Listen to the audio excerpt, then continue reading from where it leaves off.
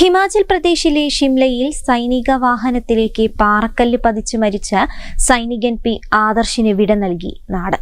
കുന്നത്തുമോട്ട വടക്കേ വാൽപ്പറമ്പിലെ വീട്ടിൽ ഔദ്യോഗിക ബഹുമതികളോടെ സംസ്കാര ചടങ്ങുകൾ നടന്നു. അറവ് മാലിന്യ സംസ്കരണ ഫാക്ടറിക്കെതിരെ സമരപ്രഖ്യാപന കൺവെൻഷൻ നടത്തി.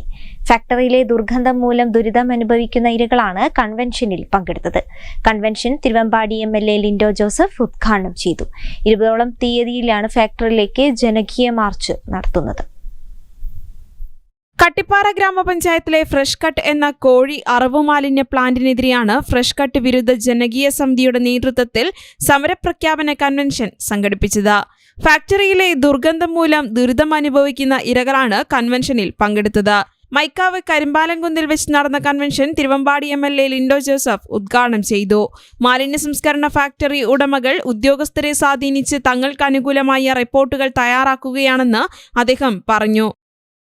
കൃത്യമായി അവർക്ക് അവകാശപ്പെട്ടത് എത്രയാണ്? 30 ടണ്ണിന്റെ ഒരു കപ്പാസിറ്റിയാണ് അവരുടെ പ്ലാന്റിൽ ഉള്ളത് എന്നാണ് അറിയുന്നത്.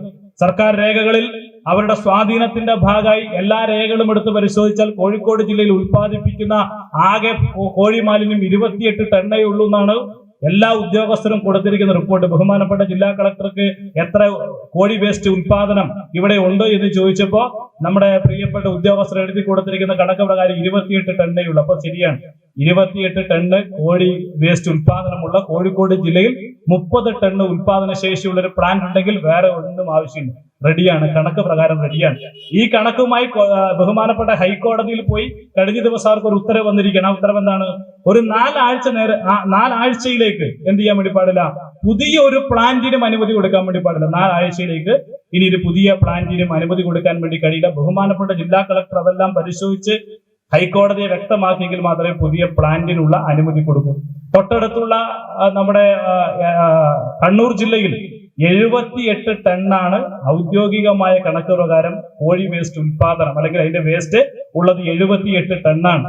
നമ്മുടെ മലപ്പുറം ജില്ലയിൽ 100 ടണ്ണോളമാണ് മലപ്പുറം ജില്ലയിലെ ഈ പറഞ്ഞ കോഴി അറവ് മാലിന്യത്തിന്റെ വേസ്റ്റ്. പക്ഷെ കോഴിക്കോട് ജില്ലയിൽ മാത്രം 28 ടണ്ണേ ഉള്ളൂ. നമ്മളൊക്കെ കോഴി തിന്നുന്ന കുറവാണെന്നാണ് എന്ത് ചെയ്തിരിക്കുന്നത് ചില ആളുകൾ കണ്ടെത്തിയിരിക്കുന്ന കണക്ക്. സമരത്തിൽ AM ഫൈസൽ അധ്യക്ഷത വഹിച്ചു. കോടഞ്ചേരി ഗ്രാമപഞ്ചായത്ത് president Alex Thomas, CPM area secretary VK Vinod, Muslim League മണ്ഡലം പ്രസിഡന്റ് CK കാസിം തുടങ്ങിയവർ സംസാരിച്ചു. News bureau, Thamarassery.